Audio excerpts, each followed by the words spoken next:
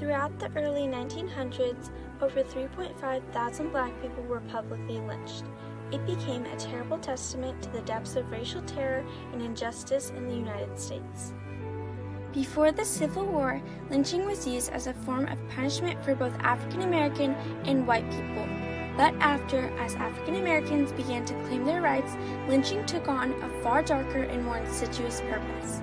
It became a way to enforce white supremacy, silence African American voices, and instill fear in Black communities across the South and beyond.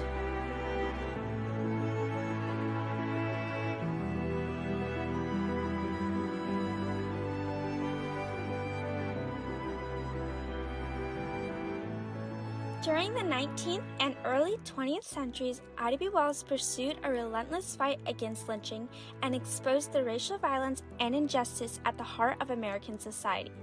Through her investigative journalism, public speaking, and activism, Wells changed the public opinion that justified lynching as a tool of justice, revealing it as a means of racial oppression. In addition, her work laid the foundation for future civil rights movements, showing the power of truth and resistance in the face of systemic injustice. Ida B. Wells was a journalist, educator, and activist and became one of the most prominent leaders of the anti-lynching movement. Born into slavery in 1862 in Mississippi, Wells witnessed firsthand the systemic racism and violence faced by African Americans. She saw it as her responsibility to bring light to the terrors. Her groundbreaking work, such as Southern Horrors, Lynch Law in all its phases, and The Red Record, challenged the prevailing narratives that justified lynching as a means of punishing criminal behavior. Her activism took a decisive turn after the lynching of 3 Black men in Memphis, Tennessee, in 1892. Outraged by their deaths and lack of justice, Wells began investigating lynching cases across the South, publishing her findings in pamphlets and articles. She revealed that many lynching victims were innocent individuals targeted for asserting their rights or competing economically with white communities. Through her writing and public speaking, Wells sought to galvanize public opinion and pressure lawmakers to take action. Her fearless commitment to the cause often put her life at risk, as she faced threats and attacks. Despite these challenges, she traveled extensively speaking to audiences in the United States and Europe to raise awareness of the atrocities. Wells saw it as her responsibility to bring light to the terrors. Wells' investigative journalism debunked the myths surrounding lynching, exposing it as a method of racial oppression rather than a response to criminal activity. Although many African Americans were in support, some feared the risks of supporting Wells' work. They worried about the violence, retaliation, and something far worse. Their fear wasn't a sign of weakness, it was the reality of living under a constant threat. However, even with death threats, destruction of her property, and hatred towards her, Ida B. Wells led the charge, fearlessly fighting for equality and justice. She gave people hope and inspired many to join the movement and demanded they to be treated as equals. On the other side of the fight were white supremacists and Southern politicians. They tried to justify lynching, calling it a necessary punishment as an attempt to excuse the terror and violence they inflicted.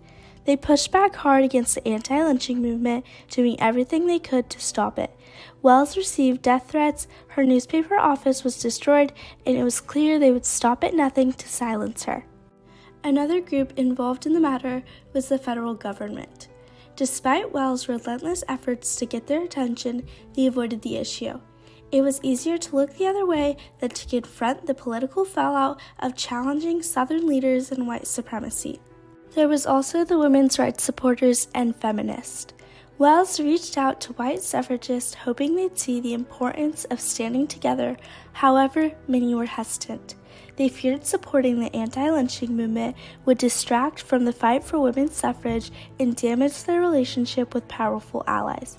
Even so, a small but determined group of feminists saw the bigger picture. They understood the connection between racial violence and gender equality. They stood with Wells, recognizing that justice for one group could only strengthen justice for all.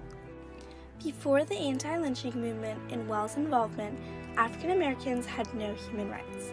During the Civil Rights Movement, people across the nation began to discuss what rights African Americans should have and what rights had been taken from them. Many opinions on these issues began to form. Some were filled with hope and justice, while others clung to hate and violence. As lynching surged across the South, these opinions became far more urgent. Lynching was known in the South as a form of extrajudicial violence and public execution. It was used as a tool of racial terror to enforce white supremacy and control black communities. Despite its brutality, lynching was rarely prosecuted, with perpetrators enjoying impunity under a deeply racist legal system. For African Americans, lynching wasn't just racial violence towards them. It was a cruel and horrific reminder that they were living in a system built to oppress them. It went against everything they deserved as human beings. However, when the anti-lynching movement started, something shifted. For the first time, many felt like their voices were finally being heard. The anti-lynching movement emerged in the late 19th and early 20th centuries as a response to the widespread and racially motivated lynching of African Americans in the United States. The anti-lynching movement aimed to expose these injustices, advocate for federal anti-lynching legislation, and bring national and international attention to the horrors endured by African Americans in the post-Reconstruction era. After the Civil Rights Movement, many changes began to take place in the U.S. Although African Americans gained some rights, many parts of their lives were still limited. Lynching and white supremacy had become worse than ever. Large white supremacy groups like the Ku Klux Klan began to rise and take over southern states. They worked to make sure African Americans had no rights and instill fear among every one of them. Although there were many negative changes, some positive changes took place as well. For instance, women's suffrage began to take off and people started to form new ideas about the rights they should have. This was progress for many, but African Americans were deprived from any rights the white women were able to gain from the suffrage. Jim Crow laws formed in the South. These laws prohibited African Americans' rights. However, they began to understand that the way they were treated was not right and something needed to change. It was time for political change, racial change, and gender equality. The anti-lynching movement and Wells' work changed the way the United States saw and treated African Americans. One of the significant changes was the legislative push. Although there was not an anti-lynching bill passed when Wells was alive, it laid the groundwork for passing a bill in the future. As Wells campaigned and informed people about the horrors of lynching, community members joined her cause and the number of lynchings decreased over time. From 1892 to 1899, the lynching number dropped from 235 to 107, and the South started to create laws about lynching. This was a major accomplishment. Wells' work paved a way for increased racial equality. Lynching was a practice to intimidate African Americans from exercising their full constitutional rights in terms of civic engagement, voting, economic matters, and social place in our country. It was a way to intimidate people from asking for their rights, and it was also a way to reinforce segregation or a separation of black people and white people in our country. The anti-lynching movement and Ida B. Wells' determination helped make our nation a better place. Her work paved the way for later movements. Although there were not an immediate effect, changes started to form 10 to 20 years later. Many bills were passed to try to bring justice to the anti-lynching matter.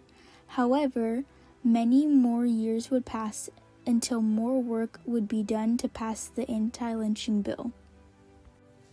In 2022, President Joe Biden passed the Dyer Lynch Bill, protecting and bringing light to any victims of lynching in the United States. The work Ida B. Wells accomplished in the South made this possible, and without her, the horrors may not have been brought to light.